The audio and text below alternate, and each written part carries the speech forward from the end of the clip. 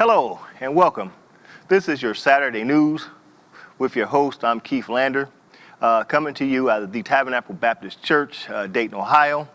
Appreciate the views that you sent on the last couple of shows. Keep those comments coming. This show is aired every other Saturday. We focus in on issues that will affect everybody in this community. And the coronavirus seems to have a chokehold on this country and also locally. We have a special guest today. We have Dayton City Commissioner Jeff Mims. Welcome, Jeff. Thank you very much. Thank you very much. Appreciate it. And we want to just get a response to what the city is doing to help combat this coronavirus. I know locally at one time the health officials said that the numbers were going down, and now we see a spike in the numbers going up. And so if you can respond to that, and also what the city is doing to bring some help and relief from this virus to the citizens. Thank you very much, Keith, and I really appreciate this. And before we get into responding to those questions, I have to first of all thank both yourself and Pastor Delicon here at Tabernacle Baptist Church for their whole effort to keep the community informed, to keep them aware, and to address some of the community issues that are very prevalent and very important to those in the area. And additionally, I had to say thanks to you as well, because it's a pleasure to be here with you when you're in a situation when you are in a space with one of your former students who is making a significant contribution and difference in the Dayton area. It gives my heart a great opportunity to smile. So I just want to thank you for what you've done, and maybe I accidentally did something right, as one of your teachers, but I do appreciate your being here and the contribution that you're making to this community. This is a very challenging set of circumstances that we're in. And we feel that the mayor and the commission, again, on behalf of my colleagues, Nan Whaley, Chris Shaw, Darrell Fairchild, and Matt Joseph, we talk about how we can make life conditions in the city of Dayton the best that they can possibly be. And it's a challenge, because there are so many factors that affect urban cities and urban communities across the nation. Those things that we do always come with a harder challenge, if you will, or a set of challenges. So when we're hit with situations such as the opioid crisis and now the coronavirus pandemic, all those things are magnified when you're in a situation where the community is already challenged. Poverty is a primary issue that we deal with as well. So when you look at this situation with the virus, we were the first city in Ohio to make masks mandatory. And that's significant for us to make masks mandatory. And we took that particular step because we felt it was important to make sure that we did our part, especially in the absence of national leadership. We did our part to make sure we tried to keep our citizens to do what they need to do to protect themselves. So we have a list of things that we suggest that we take a look at in terms of some of the basic kinds of things, and we feel that had the nation been led properly in terms of addressing some of these kind of things that we think sometimes are common sense, but some people say common sense is not common with everyone. But basic types of things. First of all, wear face covering, wear a mask. And I'm so pleased to see so many decorative masks across this area. People have all types of pictures on them, all types of slogans, designs, pearls, jewel stones, and it's great. They match their outfits, match their socks, match their shoes, and that is great. Because we can always find ways to make things happen from that perspective. Now, Jeff, when you said mask, now I know the city gave out a whole bunch of masks. Yes. I mean, it was over like 200-some thousand masks that the city gave out. Correct. And what is your response when I see these videos of these people who's going to these public places, and they got the sign on the door that says mask required, but they go in without the mask, and then they want to raise a ruckus, all kind of chaos, when employees of the organization or business ask them to put on the mask. Why do you think these people, where's that anger coming from, that people angry about trying to protect other folks from getting a deadly disease or virus? Well, it's the absence of leadership. Unfortunately, we have found ourselves in a situation that I would never have thought we would enter this particular space, and that is, it's been made to be a political issue. And you're supposed to be this strong, righteous person if you do not wear a mask, weak if you wear a mask. And I'm going to say something very personal. I lost my mother with the virus, August 9th, 2020. And with her being 97 years old, still having some pre-existing conditions, perhaps she would still be here had that not been the case. And I know I'm not the only one. You know, we've had some 10,000 cases in the county. We're looking at 5,000 deaths, 186,000 deaths in the county. And we've looked at a situation where we had 5,000 deaths in the city of Dayton. And when you look at those individuals and the loss of productivity, the loss to their family members, the loss to their friends, those are individuals that were contributing to the vitality of this community, and therefore they are a loss to everyone. So it's not just your necessary individual right to wear a mask or not to wear a mask, to say you choose to be risky, if you will, with your behavior, but you do not have the right to risk the life of others. So that would be my comment, if you will, Keith, with regards to that particular question. I agree. Now, I understand that there's a lot of misinformation out there. Misinformation coming out of the presidency administration, misinformation over the airwaves. Commissioner, what would you tell people if you wanted to get the right information? Who would you tell people to refer to listen to? Well, first of all, we have an excellent health director in Montgomery County, Mr. Jeff Cooper. Jeff Cooper. He is the expert here in Montgomery County and just does a tremendous job with regards to passing out information, making connections about what's working, what's not working. And again, part of those issues that we talked about when I started beginning a few moments ago was talking about the aspect of first wearing a mask. Second, making sure that you wash your hands on a frequent basis, whether you're going to the restroom or not. Sometimes we see some individuals carrying their own, of course, hand sanitizer, and every time they think about it, they squirt some on their hands, rub their hands, and they keep on moving, regardless of whether they're coming in contact with individuals or not. And then, of course, we try to exercise the right or the concept of at least 6 feet distance between individuals to make sure that you're doing the best you can and making sure that those things are not spreading. And of course, if you sneeze or cough, putting your face in your elbow to make those things happen. Now, for a lot of us, you do these things anyway. You've been doing these things, since childhood. Parents have always told you, to cough into, used to be coughing to your hands, now it's coughing to your elbow, but they've always talked about washing your hands and covering your face when you cough or sneeze. Right. That's never gone away. So those are just some of the basic types of things that I'd say we should be doing. Right. Now, I know the city did get some of the CARES Act money, and that CARES stands for Coronavirus Aid, Relief, Economic Security Package. They got some of that money, and most of the times, or sometime when municipalities get a large sum of money, sometimes the public say, well, what are you going to do with the money? What are you going to do with the money? But y'all have a tracking device that y'all have tracked every dollar, and y'all can put it up on the public for the public view. Share what some of the things that y'all have done with some of the CARES Act money or funds that the city has received. Well, it's been a variety of things, Keith. And first of all, none of that money is enough, okay? It's not enough when you already are challenged. But when we looked at the situation that we experienced over the last, let's say, 18 months, we had a visit from the hate group, the Klan, $650,000 we had to spend to make sure we minimize or eliminate any potential loss of life.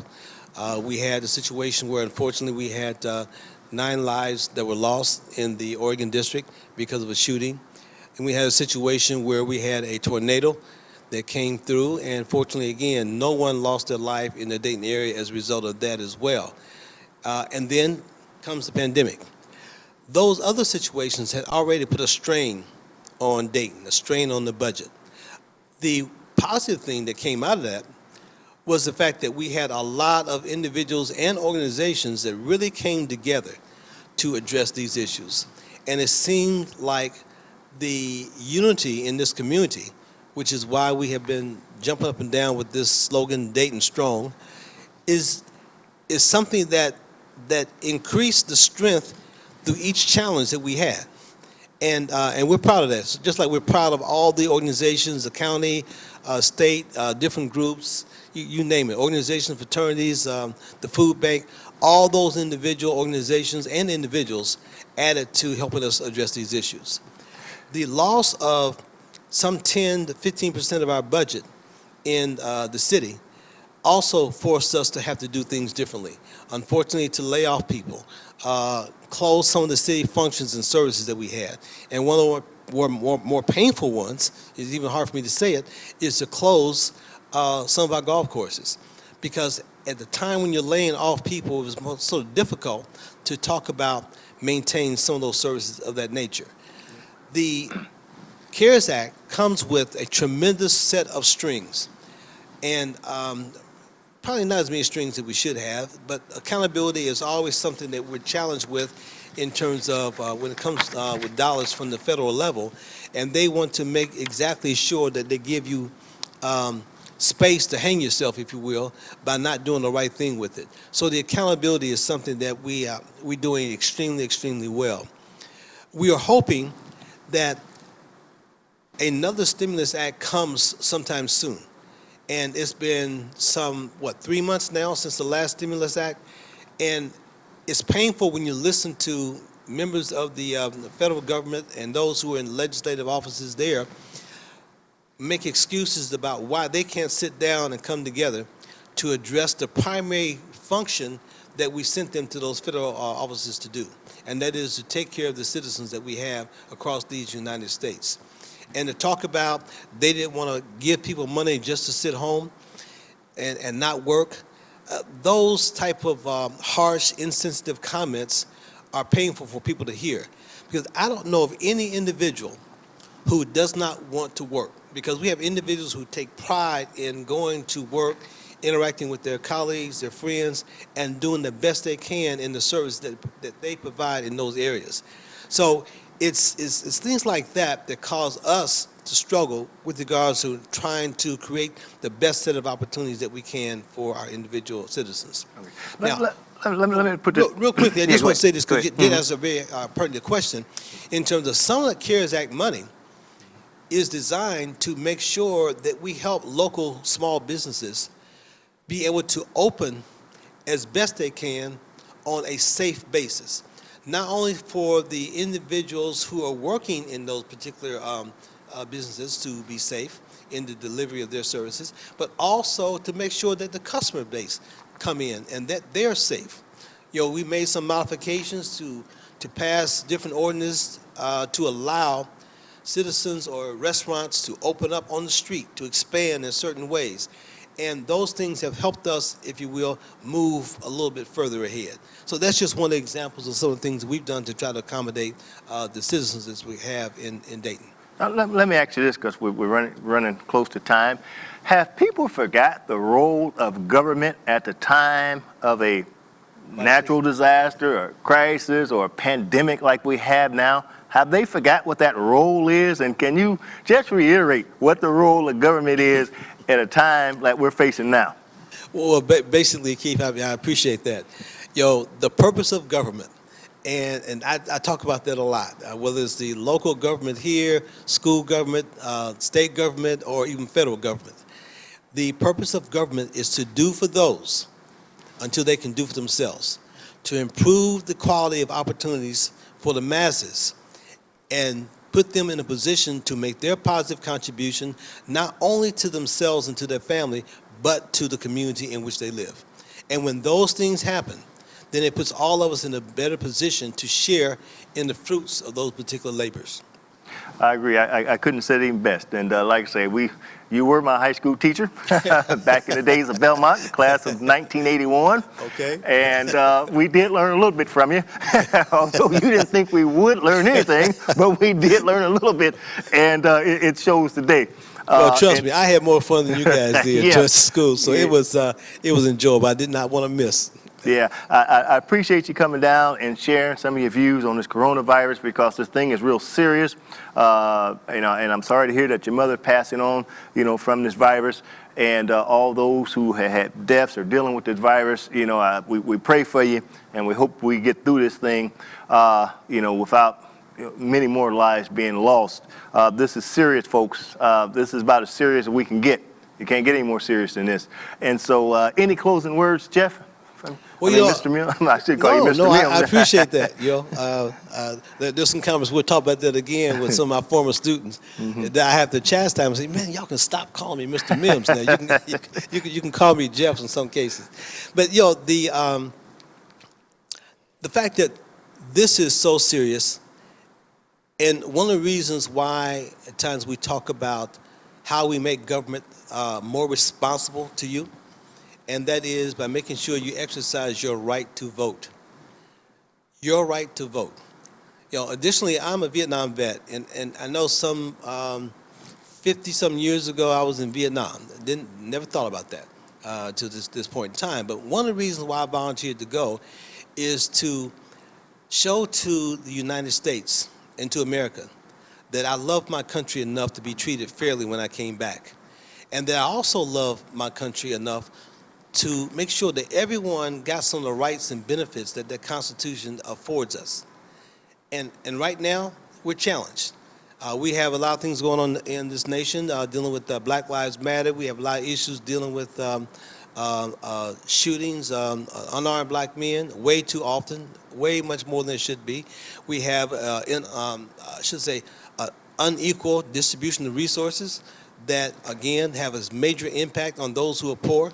Educational system that's challenged, and all those things have a significant more impact or negative impact on urban communities than they do to other communities. And so as I ask you again, this is a time when we should not stop and take for granted that someone else is going to go to the polls and vote to support and represent your issues. You have to go. You go. Take your friends, take your family members, and make sure you look at the records of those individuals that you are voting for, and vote for those individuals that support you, your livelihood, your family, and your community. And those are my closing words. We'll appreciate that. And like I told Montgomery County Commissioner Debbie Lieberman, and she was here a few weeks back, I said we're gonna do a big town hall once this pandemic has lifted. I'm gonna do a big town hall, and we're gonna have a stage full of elected officials, both Republican, both whichever, and Democrat, and we're gonna share ideas so that the people will know that we can work together for the betterment of the people. So with that, we'll move on to the next part of the show. Thank you, Commissioner. I really appreciate this. Thank you so much. All right, y'all know what time it is. It's time for the scam alert. And this time we have a scam call that you can take a listen to.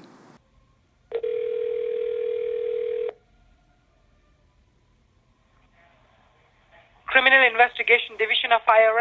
Now, the scam I got this week, it's the IRS scam. And these people are very sophisticated, folks. They're getting real sophisticated. And the way this scam works is the caller IDs itself, and the caller ID may show it's coming from the IRS, but these people have gotten so good that they clone the telephone numbers from these agencies where it looked like it's coming directly from the agency, and it's not. And what the caller would do is they will give you a badge number, and sometime they will even know your last 4 digits of your Social Security number. They're good at getting that, but they don't have the rest of it. That's what they're trying to get next. And the caller will say, the scam artist will say, I'm from the IRS, here's my badge number and all this kind of thing. And then they'll say you owe money. Or when you filed your taxes, they did an audit and you owe money and you gotta pay this money. They'll tell you to go to either grocery store somewhere and get one of those cards that you put money on and forward that card to them. There's the scam right there, that they want to take that money. And so don't do that. The IRS do not call you and tell you you owe money and you have to send money in. The IRS will send you letters. They send you a letter, they send you another letter. I don't know how many letters they send, but I think they even send you a certified letter to let you know that, you owe, or whatever business you owe, that's what you owe. Now, what these people are doing is they're good. Now, they'll tell you they have a case number. They'll tell you that they have some kind of identification number. They'll give you all these numbers, but it's still a scam. It's an IRS scam. So if somebody from the IRS call you and say they from the IRS and they give you a badge number and they say they officer so-and-so, these people, they're so good at it, they'll say, this call is being monitored and being taped. No, it's not. And they want you got to tell the truth, otherwise you end up in court and all this kind of thing. Don't fall for that, y'all. The IRS don't work that way. I know some people who was contacted by the IRS because they owe some back taxes, and what they tell me is they'll send you a letter. If you disregard that letter, they'll send you another one. If you disregard that one, they'll send you another one. Then they send you a certified letter, and then ultimately they will send you a letter to make sure they contact you. So don't fall for the IRS scam, and you'll be all right. And whatever you do, don't give your social security number, and don't pay these people thinking or claiming that they're from the IRS. The other story, Trotwood. I got some Trotwood news. Now, Trotwood was due to get the Montgomery County Municipal Court Western Division was coming to Trotwood from New Lebanon. They was moving it from New Lebanon out in Trotwood, and they had made that announcement back in 2018. And what happened since then is that the coronavirus had creeped in here, has got in here, and it's just threw things all off a track. So that Western Court Division is coming to Trotwood, is due to be there in 2020. According to Montgomery County Administrator Michael Corbin, who stated that they're evaluating the budget needed to move the project forward during the 2021 budget presentation process. So the courts is coming, Trotwood. I'm pretty sure the mayor has let people know that also. Mayor McDonald, who's doing a fabulous job out at Trotwood. Now, the Western Division serves Brookville, Clay Township, Farmersville, Jackson Township, Jefferson Township, New Lebanon, Perry Township, Phillipsburg, Trotwood, and Varina. So that's a lot of business being held in that Western Division courts, and it will be in Trotwood in 2022. So, if I'm invited, I'll come out to the ribbon cutting and do all that kind of stuff. The other story, we have a $12 million new West Dayton library is coming also. That $12 million building has, I think they broke ground a week or two ago, and so it'll be located at 3rd and Abbey. This library is going to be out of sight. Now, what's going to happen with this library is going to take the Madden Hills Library and the library in, there was another library on the west end of town. Those two libraries be combined. Now, this library is going to be big. The Madden Hill Library and the Westwood Library, those libraries will be closed once this building is built. That'll encompass that. But this library is going to be really big. You say, how big? I'll give you the stats on it. It's a 24,000 square foot Dayton Montgomery library, and it's going to be the centerpiece of 34-acre airplane factory site on West 3rd and Abbey. So they're going to redevelop that whole corridor down on Abbey and 3rd Street, which is really necessary and needed. It's going to be a beautiful library, according to the folks involved in it. I've seen some sketches of it. It looks real nice. They did a good job on the Northwest Library. I go there quite often. That's very nice. But this one's going to be even bigger. This library will have a children's area. It would also have 50 computers to be used. It'll have meeting spaces. It'll have a study spaces, conference area. It'll have a tech lab, and also have a marketplace area where materials will be kept for recording and this kind of thing. It also, if you got some children, it'll have a children's room for performances in that area, so the kids can go and make their own whatever, be creative. This thing will be real nice. And also some other areas where libraries will be popping up, some new ones. The Northmont branch, that's expected in 2022. And the Huber Heights branch is expected to be open in 2022 also. So, to the library folks, I appreciate you doing all this. We need it. I like going to the library. I like just sitting there and reading stuff, as you can tell. So there's nothing wrong with it. And let me highlight one other area I have here, and that is J.P. Morgan Chase. Now, J.P. Morgan Chase has set aside $30 billion to advance race equality. Yeah, $30 billion over the next 5 years. That equals out to about $6 billion a year. And what this money will do is it'll provide opportunities in communities which are underserved, especially in Black and Latino communities. And the statement that Jamie Dimon made, who is the chairman and the CEO of a J.P. Morgan Bank, he says systematic racism is a tragic part of American history.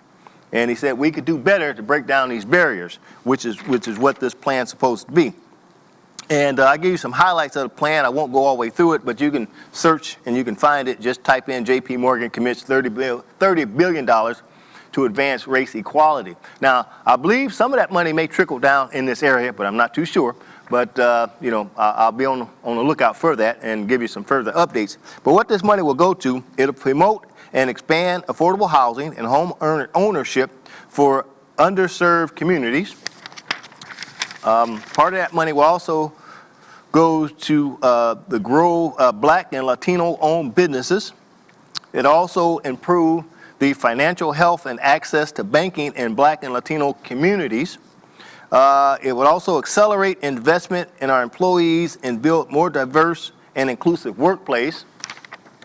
And so those are some of the areas. It's a lot more detail, but I don't want to bog you down with all the details. I just want to let you know that J.P. Morgan Chase has heard the community and understands that some communities who are underserved need a hand up, and that's what they're doing with this $30 billion over the next 5 years. So if some of that money comes to this town, I will let you know who's handling it and who's divvying out the money. And so I'll close on a sports note. I love baseball, and the Cincinnati Reds was my team and still are. And Joe Morgan, the second baseman for Cincinnati Reds, has passed away at 77.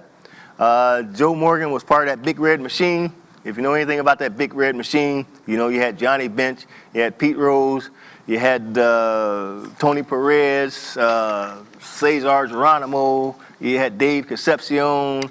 Oh, man. Back in the 70s, the Big Red Machine, that was one of the most dominant baseball teams in baseball at that point. Joe Morgan died in Danville, California, in his home. Like I say, he was 77.